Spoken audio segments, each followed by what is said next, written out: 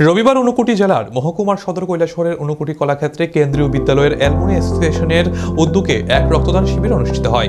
এই শিবিরের উদ্বোধন করেন রাজ্য সরকারের সমাজ শিক্ষা ও সমাজ কল্যাণ মন্ত্রী টিঙ্কু রায়।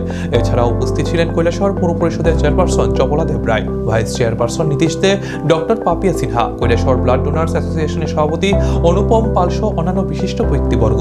অনুষ্ঠানটির শুভ উদ্বোধন একটি চারাগাছে জল ঢালার মাধ্যমে মন্ত্রী টিঙ্কু রায় এবং অন্যান্য অতিথিবৃন্দ করেন। এই রক্তদান শিবিরের উদ্দেশ্য ছিল সমাজে মুমূর্ষু রোগীদের জীবন বাঁচাতে রক্তদানকারীদের সহায়তা প্রদান করা। স্বাগত বক্তব্য রাখেন ডক্টর পাপিয়া সিনহা, যিনি রক্তদানের প্রয়োজনীয়তা এবং এক ইউনিট রক্তের মাধ্যমে কিভাবে 3 জন মুমূর্ষু রোগীর জীবন বাঁচানো সম্ভব তা নিয়ে আলোচনা করেন। তিনি উপস্থিত সকলকে রক্তদান করার গুরুত্ব সম্পর্কে সচেতন করেন। মন্ত্রী টিঙ্কু রায় তার বক্তব্যে রক্তদানের গুরুত্ব তুলে ধরে কেন্দ্রীয় বিদ্যালয় অ্যালুমনি অ্যাসোসিয়েশনের উদ্যোগে সাধুবাদ জানান এবং সমাজের প্রতি তাদের দায়বদ্ধতা থেকে এই ধরনের উদ্যোগ গ্রহণ করার জন্য কৃতজ্ঞতা প্রকাশ করেন।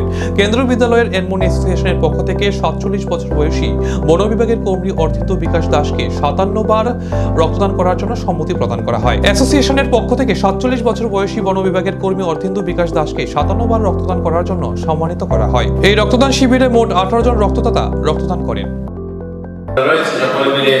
এই উদ্যোগটা নিয়েছে সে বারবার বলছিল যে সংখ্যাটা আমাদের খুব কম, সংখ্যাতে কিছু আসা যায় না, কারণ আমাদের সকলেই মনে রাখতে হবে এই ভারতেরই শ্রীল অদ্বৈতানন্দ ভক্তিবেদান্ত স্বামী প্রভুপাদ একাই বেরিয়েছিলেন আমেরিকায়, সেই বস্তা গায়ে দিয়ে আর রাস্তার সাইডে বসে কৃষ্ণ প্রচার করলেন। আজকে গোটা পৃথিবীর 140টা দেশে সেই নাম প্রচার হচ্ছে, বা হাজারো হাজারো লাখো মানুষ, করোড় মানুষ এটাতে সামিল হয়েছে। স্বামী বিবেকানন্দ একাই বেরিয়েছেন, তো একা এখানে সংখ্যা কম তাতে কিছু আসা যায় না। করার ইচ্ছা শক্তি, এই যে দৃঢ়তা নিয়ে যে আমরা কম সংখ্যায়ও আমরা করার ইচ্ছা প্রকাশ করলাম যে আমরা ব্লাড ডোনেশন করতে চাই, এটাই অনেক মানুষের প্রেরণা যোগায়।